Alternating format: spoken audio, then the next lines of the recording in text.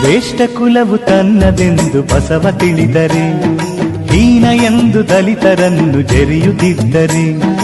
ಒಂದೇ ಜಾತಿ ಮನುಜ ಜಾತಿ ಎನ್ನದಿದ್ದರೆ, ಎಲ್ಲರಲ್ಲೂ ಶಿವನ ರೂಪ ಕಾಣದಿದ್ದರೆ, ಕೀಳ ಎಂಬ ಕುಲವು ಬಸವ ಅಳಿಸದಿದ್ದರೆ,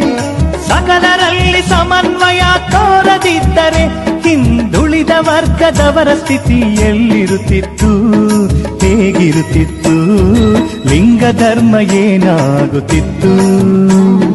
ಲಿಂಗವಂತರ ಸ್ಥಿತಿಗತಿ ಎಲ್ಲಿರುತ್ತಿತ್ತು.